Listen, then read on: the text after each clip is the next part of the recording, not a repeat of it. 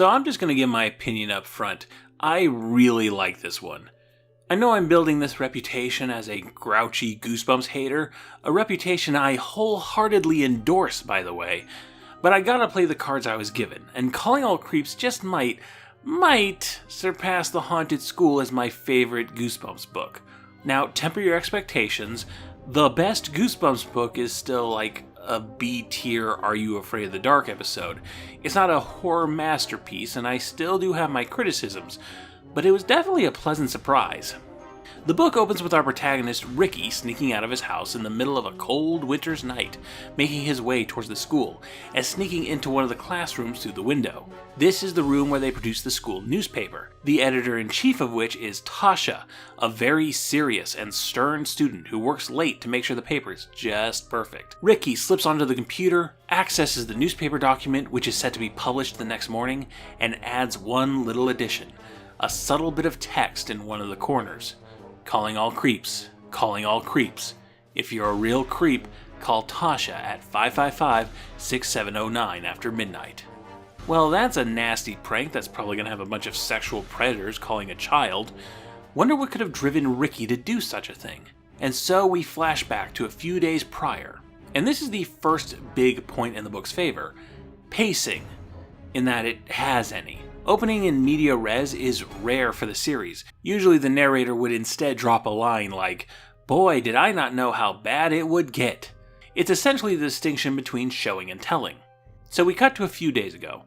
Ricky is one of the most disliked, bullied kids in school. Even the teachers don't seem to like him. Ricky draws most of his abuse from a group of 4 bullies. One of them is named Wart, but otherwise they're pretty interchangeable. Ricky has an especially bad day after he's tasked by a teacher to show a new student around, a girl named Iris, who seems nice, and Ricky's determined to leave a good first impression.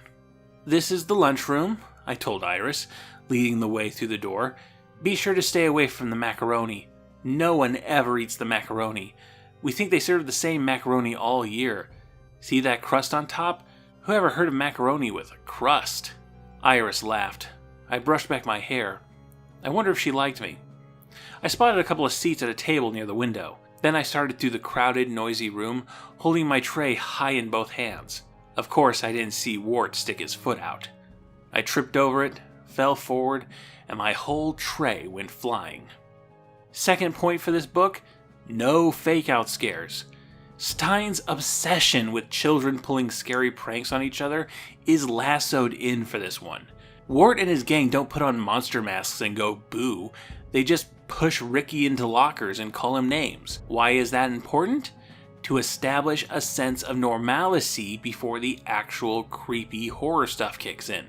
Monsters don't exactly have the same impact if the main characters are already on high alert because children in the Goosebumps universe are perpetually trying to scare each other. Ricky is also on the school newspaper as a reporter. Now, I don't want to claim my school experience was universal, but Ricky's school has got this weird thing where you need a certain amount of activity points in order to graduate the grade. You know, extracurricular activities like sports or the school newspaper, which by definition means they're not extracurricular, they're just curricular. Activity points isn't a thing, right? That's not a thing anywhere.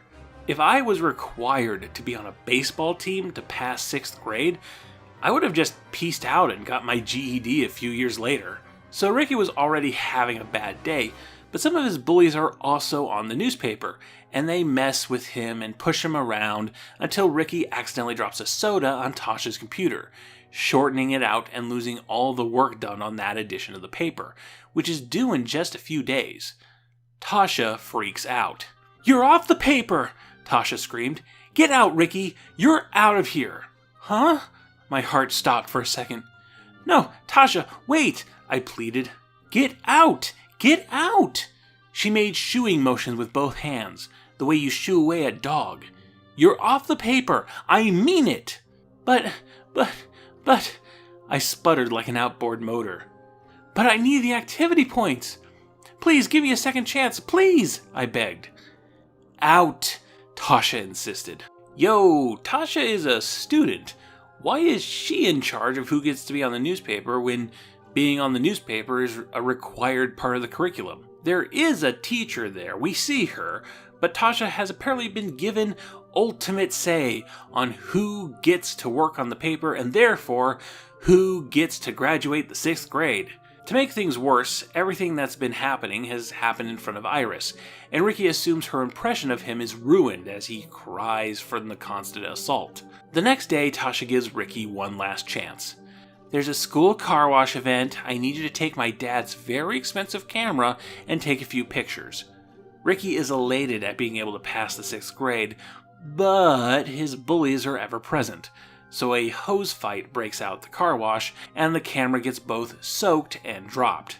Tasha refires Ricky, and after endless abuse from his fellow students, this is the straw that breaks the camel's back. And so the events of the opening chapter, sneaking into school and modifying the paper, calling all creeps. And of course it doesn't work. Tasha is a high-strung perfectionist. Of course she would triple-check everything and see this little classified ad Ricky put on the front page.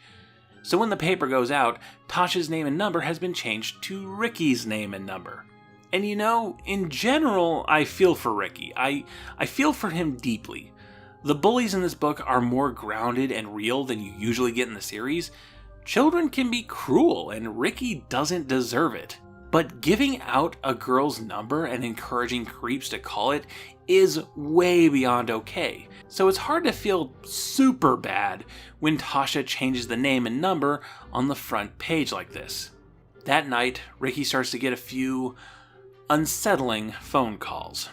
"Hello? Who is it?" I demanded. "Hi. I'm a creep." A boy, speaking softly. "Huh?" I gasped. "I'm a creep. I called as soon as I saw your orders." "Give me a break," I cried.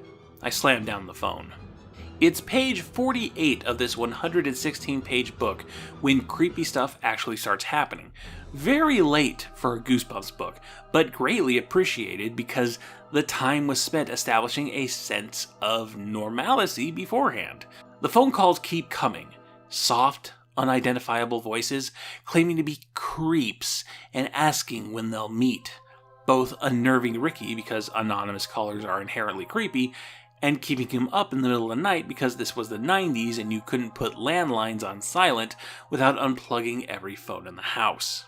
On the flip side, Wart and that whole gang of bullies don't seem interested in harassing Ricky anymore, which is weird. Iris, bless her heart, never gave up on Ricky despite how humiliated he got in front of her, and she invites him over to her house to help make stuff for an upcoming bake sale. Well, hey, creepy phone calls aside, things are turning around. But as Ricky's leaving school to see Iris, Wart and the crew grab him, drag him into the nearby woods, and turn into lizard creatures. As you do. I stared in horror as their faces twisted and their bodies began to transform. Bumps popped out all over their heads. Bumps about the size of quarters rose up on their arms and hands. Their skin began to darken. In seconds, they were all bright purple. The big purple bumps trembled and shook on their skin. Their faces stretched. Their hair disappeared into their purple skulls. Their eyes sank into their flat purple heads. These creatures are creeps, as in the name of their race is creep, as our names are human. And when they saw the calling all creeps message in the school paper, they figured that Ricky was also a disguised creep like them. Specifically a long-lost commander who will lead them into tricking everyone in school in consuming something called identity seeds, which will plant themselves in the human host and gradually turn all these humans into creeps like them. It's never made clear exactly what the creeps are. Probably aliens, but that's never confirmed. They could be fantasy creatures, they could be subterranean lizard people. They do apologize to Ricky for bullying him when they thought he was just another human, and they ask him when they should commit to their plan over infesting the school. Ricky, fearing for his life, plays along with this mistaken identity of the creep commander and gets roped into dumping a bunch of identity seeds into the school lunch the next day. Seeing no way out of this, he does so, dropping them all into the macaroni. Third point for this book, setup and payoff. Ricky tells Iris that nobody eats the macaroni, and then nobody eats the macaroni, meaning nobody eats the identity seeds. Enough time passes for this line of dialogue that both the readers and Ricky forget this detail, and when it comes back, you go, oh yeah! Now, I think it would have been better if Ricky had done this on purpose, that putting it into the macaroni instead of, the taco meat was a deliberate strategy to save the school. It would make his decisions later on be more meaningful. But it's cool that we got any substantial setup and payoff at all. Yeah, this is what Goosebumps has reduced me to, praising basic story structure. The creeps have plenty more seeds, and this time plan to bake them into cookies for the bake sale Iris was talking about earlier. Oh, speaking of Iris, she comes in, claims to be a creep herself, and pulls Ricky away to talk to him in private. She's not actually a creep, but when the creeps pulled Ricky into the woods that day, Iris spotted them and watched the creeps transform. So now Ricky has an ally. Yay! Unfortunately, neither of them know what to do, so they end up baking the cookies anyway. The bake sale arrives, and Ricky does the only thing he can think to do. Get up on stage and tell everyone to not eat the cookies, or you'll turn into monsters. Ricky has already tried to get help. He told both his parents and the school principal about the creeps, but they didn't believe him. And the crowd don't believe him either. They don't believe him so hard that they start to throw food at him. The world hates Ricky so much that a bake sale will break out into a food fight. And then Ricky commits. Ignore the chanting. Once they eat the cookies, they will all be creeps. You will be their leader. They will all be your slaves. My slaves? My slaves? My slaves? I ducked as someone tossed another slice of cheesecake at me. Sicky Ricky, Sicky Ricky, Sicky Ricky, they chanted. Here, Tasha, have a cookie, I cried. I held the tray out to her and watched her take it. Have a cookie? Free cookies, I shouted at the top of my lungs. Hands grabbed eagerly for the cookies. I moved quickly, happily around the gym, handing out cookies to every kid. Our book ends with Ricky handing out all the cookies and waiting for the transformations to begin. Finally, they'll respect him. Finally, Ricky will be on top. The final twist is Ricky giving into the dark side. He might not be a bumpy lizard person, but he has truly become a creep. I really like this final moment. It's uncomfortable and character-driven, and the stakes are losing one's soul instead of being threatened by monsters. The actual monsters, the creeps, aren't really all that threatening. They're pretty dumb in how they confused Ricky for their leader, and they can't seem to do anything unless they have a leader. Metaphorically, they represent the animalistic desire to be a bully, to be senselessly cruel to other people, especially weaker, smaller people. The creeps aren't so much a threat as they are a temptation to become a bully yourself. Diegetically, the creeps approached Ricky because he used the word creep in his little newspaper ad. But thematically, they approached Ricky because he had done something truly reprehensible in trying to get back at Tasha. He crossed a threshold into bullying, and after that the creeps began to recognize Ricky as one of their own. There's a bit of a Twilight Zone flavor to this story, where in the face of supernatural odds, a person's true nature comes forward. Calling All Creeps is much more simple and much more grounded than your average Goosebumps book, and it's all the better for it. There's a few minor things I would change, but I don't have a full-blown rewrite for you this time, just a couple of punch-ups. The biggest change I would make is have Iris play a bigger role in the final chapters. After she reveals she knows about the creeps and wants to help, she kinda disappears in the narrative. Iris represents an alternative to the creeps, a true friend who actually cares about Ricky and his well-being. She doesn't think he's a loser, even after seeing him bullied to the point of crying, and instead asks him to hang out with her and do fun stuff. There is a way for that messaging to go wrong. You run the risk of saying, oh, this school shooting wouldn't have happened if a girl had just paid attention to them, and nobody wants that morale for their story. But Ricky's decision to become a creep at the end should be a crossroads moment. And for that, you need a clear representation of good, and Iris could have served that role in the end. But even without that, Calling All Creeps is a very good and very efficient morality tale.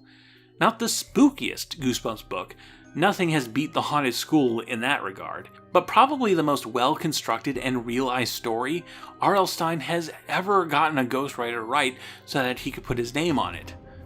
I give Calling All Creeps a Phillips head screwdriver out of 10.